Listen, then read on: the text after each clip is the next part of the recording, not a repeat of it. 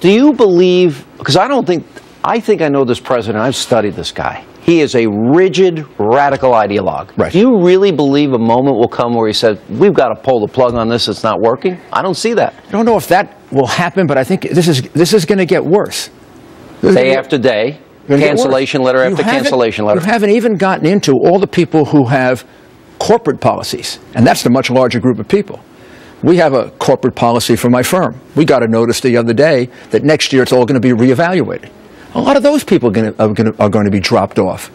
I mean, that's going to start adding millions and millions more who are going to be dropped off, or they're going to have to pay significantly more money because they're going to be forced to have coverage they don't want and that they don't need. The Federal Registry pointed out, and this was back in July of 2010, the government knew that it wasn't just individual health plans, but they knew that a majority of small businesses would be funneled into the government system. They knew in July of 2010 that even 45% of big businesses.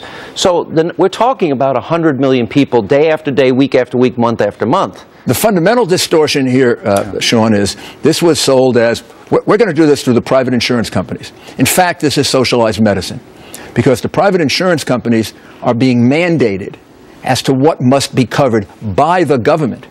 And the private insurance companies are being used as the vehicle for redistributing wealth. So if a 70-year-old has to cover maternity benefits, the 70-year-old is making a contribution to somebody else's maternity But really benefit. the contribution is coming from young people who'd be better off with catastrophic It's coming from everyone. And high deductibles, and it's being funneled to the sick and uninsured. It's coming from everyone who cannot craft an insurance policy that fits their needs. They now have to have the insurance policy that fits the needs of Obamacare's desire to redistribute wealth, redistribute health care. And you need healthy people to pay for it. And that is socialized medicine. Yeah. It's mandated by the government. It may not be the government doing all of it, but the government is enforcing it by law and using the private vehicles as the ones that are redistributing the wealth, redistributing the health care. That essentially is socialized medicine.